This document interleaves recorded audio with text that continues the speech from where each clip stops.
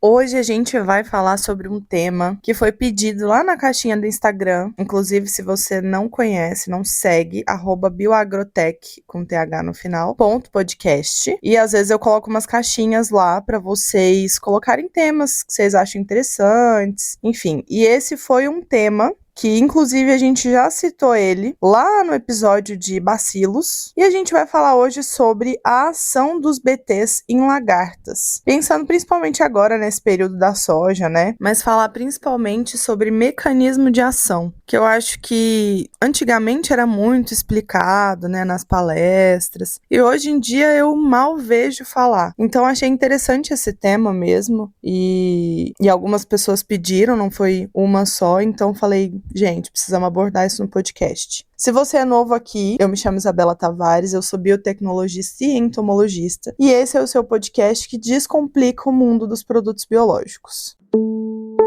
E nesse tema, a gente vai entender como é que o Bacillus thuringiensis, né, o famoso BT, ele mata as lagartas, por que ele funciona tão bem na soja, ou costumava funcionar, agora o pessoal voltou a utilizar mais BT, né? E principalmente, como que a gente usa ele corretamente pensando nessa safra. E sabe uma pergunta, não sei se você já se fez essa pergunta, mas você sabe por que o BT ele mata a lagarta, mas ele não tem nada como afetar nós seres humanos? O cachorro ou até mesmo as joaninhas, vamos supor, que são insetos benéficos, vamos dizer assim, né? A resposta, ela tá num mecanismo que é super legal, que envolve os cristais proteicos do BT, o pH alcalino e os receptores específicos do intestino das lagartas. E é praticamente uma chave fechadura biológica. Mas beleza, vamos começar lá do começo. O Bacillus thuringiensis, ele foi descoberto em 1901 no Japão, matando os bichos da seda. 10 anos depois, em 1911, foi encontrado na Turíngia, na Alemanha, matando também as traças da farinha. E daí vem o nome thuringiensis. É uma bactéria gram-positiva. A gente também já comentou isso em alguns outros episódios. Ela forma o esporo, que é uma célula reprodutiva da bactéria, que em condições desfavoráveis é produzida para suportar essas condições e se multiplicar quando as condições estiverem favoráveis. Também é uma bactéria aeróbica, ou seja, respira oxigênio, e é encontrada naturalmente no solo, na água e em superfícies de algumas plantas também. Mas o grande potencial do BT é que, durante uma esporulação, ele produz esses cristais proteicos, que são chamados delta-endotoxinas ou proteínas CRY, de cristais em inglês. Esses cristais são arma letal contra as lagartas. Então, olha que interessante. Já foi isolado mais de 100 cepas diferentes de BT, e cada uma é especializada em diferentes grupos de inseto. As mais conhecidas são BT crustaceae, a sigla é BTK, e ela age contra lepidópteros, as lagartas, né? E o mais usado na soja. Tem o BT israelensis, que é o BTI. A gente adiciona ele contra dípteros, mosquitos, pernilongos. Eu, inclusive, no estágio que eu fiz lá na Exalc, a gente fazia aplicação de BTI em Aedes aegypti, que são os mosquitos da dengue, né? E Aedes albopictus também. Tem um BT tenebriones que age contra coleópteros, que são os besouros. O BT Aizawa, eu acho que é assim que fala, BTA, usando contra lagartas resistentes e outras cepas. Mas esse aí a gente quase não ouve falar. Sobre as proteínas CRY, desde 1981, foram sequenciados 993 genes que codificam a toxina BT. São 801 genes CRY, 40 genes CYT, CYT e 152 genes VIP. As principais famílias são CRY1, que é ativa contra a lepidóptera, as lagartas da soja, né, que a gente vai comentar também. CRY2 contra lepidópteros e dípteros. CRY3 contra coleópteros. E CRY4 e CRY11 contra larvas de mosquitos. Anotou aí? Brincadeira, gente. Agora o Spotify tem algo super legal que ele deixa o assunto em blocos. Então, se você não reparou isso, você pode agora clicar no bloco que você quer escutar. Olha que legal. Então, depois você pode voltar, escutar isso se você precisar dessa informação e tá tudo certo. Agora, entrando na parte que vocês pediram, que é o mecanismo de ação, a gente vai falar de uma forma detalhada, mas descomplicada. Então, vamos lá. Se você está anotando, anota aí. No passo 1, acontece a ingestão. A lagarta, ela come a folha, que foi tratada com BT, ingere esse esporo, junto com os cristais proteicos, que eles são as proteínas CRI, né? Que estão ali. Geralmente, na formulação, vem um pouco de proteína CRI, junto com a bactéria. Então, isso depende muito de qual produto você está comprando, qual empresa, mas dá uma olhadinha, pergunta, né, para quem te vendeu, a empresa em si, ou então dá uma olhada na bula. É importante ressaltar para vocês que os cristais, nesse momento, eles estão inativos, tá? No passo 2, acontece a ativação dentro do intestino, por isso que não faz mal para nós, seres humanos. O intestino da lagarta, ele é alcalino, o pH é entre 9 e 11, mais ou menos, bem básico. Completamente diferente de nós humanos, mamíferos, que a gente tem um pH bem ácido, de 2 a 4. Nesse pH alcalino, os cristais proteicos eles vão se dissolver e as enzimas digestivas da lagarta, as proteases, elas vão cortar a protoxina e a toxina ativa ela vai ser liberada nesse momento. O passo 3 é a ligação aos receptores específicos. Essas proteínas CRI ativadas, elas vão procurar esses receptores nas células do epitélio intestinal, no intestino médio ali da lagarta. É como se fosse uma chave que só funciona com uma fechadura específica.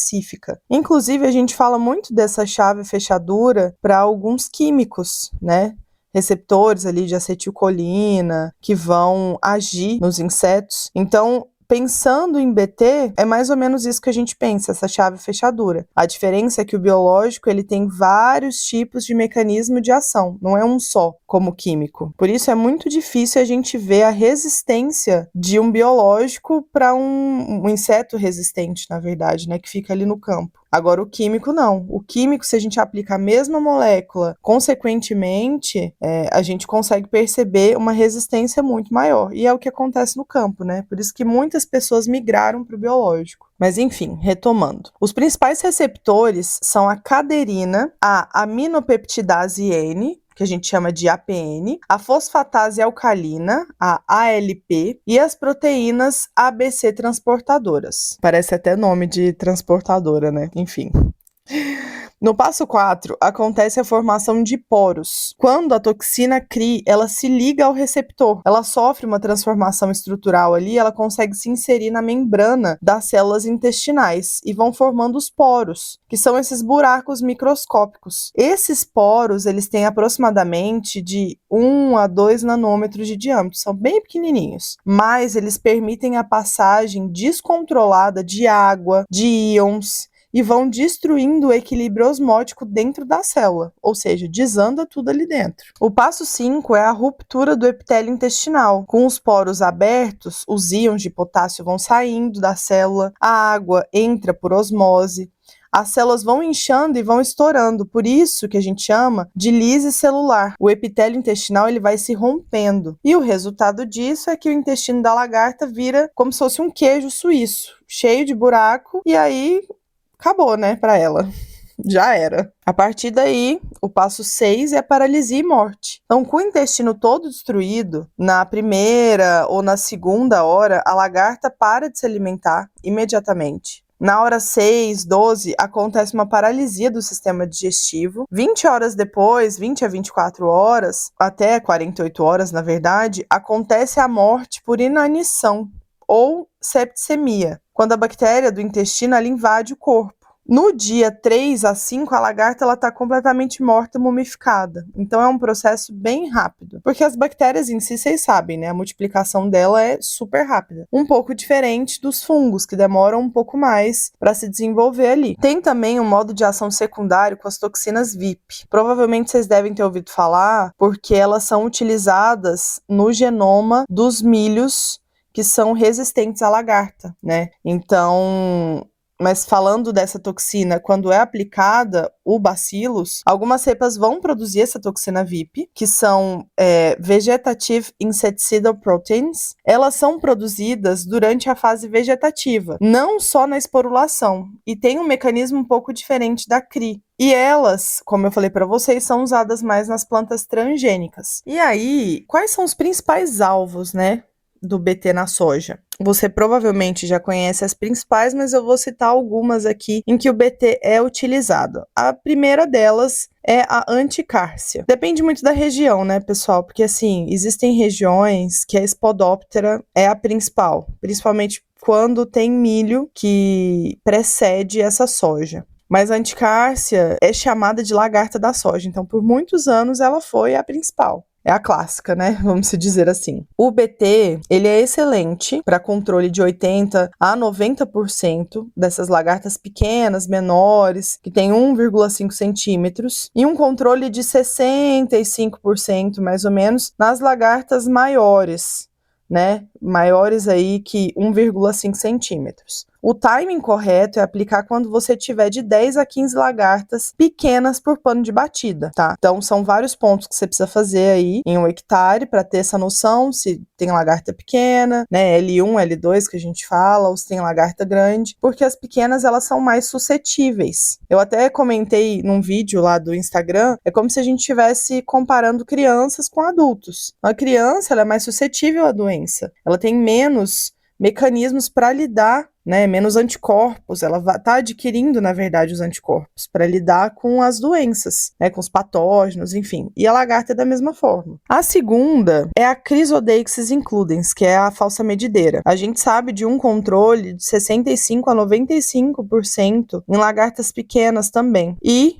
obviamente, também deve iniciar a aplicação no início da infestação. O terceiro alvo são as espodópteras, lagarta do cartucho, Spodoptera frugiperda, Cosmioides, Eridânia. O BT é um pouco menos eficiente nelas do que na anticársia. O controle, ele gira em torno de 50% a 70%, mas é um controle muito bom, tá, pessoal? Principalmente pensando em lagartas, porque os químicos, eles às vezes dão uma patinada, né? E algo muito interessante para comentar já com vocês é que façam rotação de molécula química. Não utilize só aquele químico, né?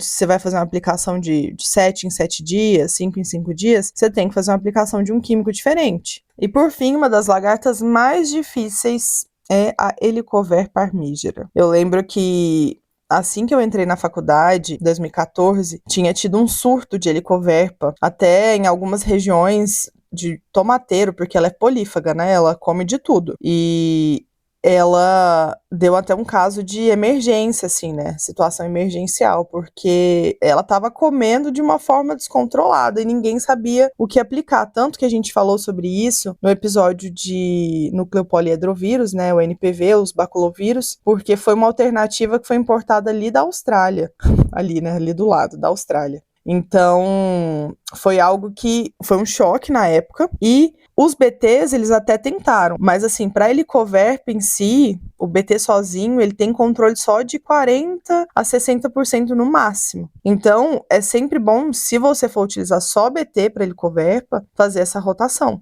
né, rotação de molécula, ou utilizar o baculovírus, que na minha concepção é o mais ideal. Mas escuta lá o podcast, porque tem várias ressalvas também que são importantes vocês saberem. E uma coisa interessante também, é muito bom se vocês tiverem realmente um reconhecimento dessa praga. Estão surgindo alguns aplicativos, né, para poder analisar a praga, ou até mesmo um entomologista que consiga te ajudar, porque existe uma confusão entre as espodópteras, né, entre as espécies, às vezes Spodoptera e Helicoverpa, então são mecanismos diferentes, né? Em cada tipo de lagarta diferente. Então você precisa ter certeza que é aquele gênero, aquela espécie. Sobre o período residual, o BT, ele tem um residual um pouco mais curto. Depende, né, se a lagarta vai ficar ali, se outra lagarta passar perto, comer a folha que tá a infecção ali da lagarta, beleza, ela consegue ficar por mais tempo no campo.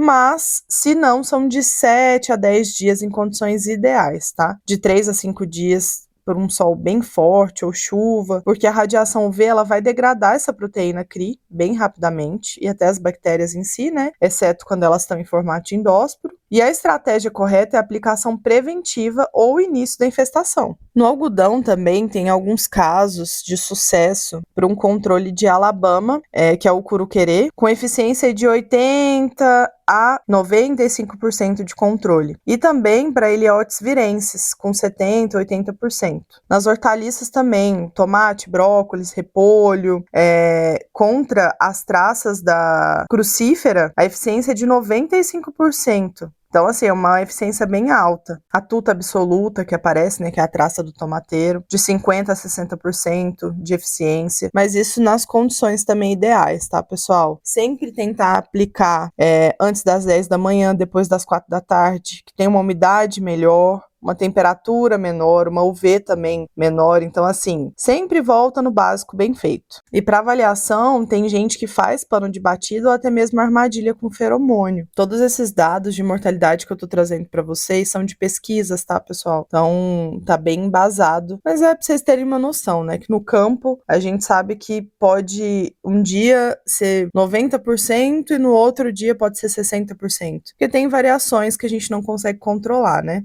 E assim, uma dica para vocês evita misturar com fungicida cúprico, tá? Fungicida com cobre. Antibiótico, produtos muito ácidos, com pH menor que 5, porque isso pode também reduzir muito a eficácia do seu produto. E se você quiser testar algo assim, bem prático, mas fazer uma avaliação, pega umas 20 lagartas pequenas aí da sua lavoura, divide em 2 grupos de 10. Um grupo que vai receber folha tratada com BT e um grupo que vai receber folhas sem tratamento, que vai ser o controle. Então você vai observar por 5 dias como é que é essa ação do BT, né? Isso aí é interessante, claro que não vai substituir uma aplicação, mas você tem uma noção, entende melhor como é que age, para você observar no campo. Então essa é a dica da semana que fica para vocês. Porque se o controle for menor que 60%, pode ter alguma coisa, né? Com o produto ou a forma que foi aplicada, quais produtos foram feitos juntos. Você pode até fazer variações com químico A, químico B, químico C e colocar para a lagarta se alimentar e entender como é que vai ser essa mortalidade. É isso, pessoal. O BT é uma super ferramenta. Agora vocês sabem como é que é o mecanismo de ação bem detalhado. Qualquer dúvida, deixa pra gente aqui na caixinha do Spotify ou lá no nosso Instagram, tá bom? Espero vocês pro último episódio desse ano, na semana que vem, às 6 horas da manhã, na quarta-feira, para falar um pouco sobre o mecanismo de solubilização de fósforo. Esse tá bem legal também. Espero vocês. Tchau, tchau.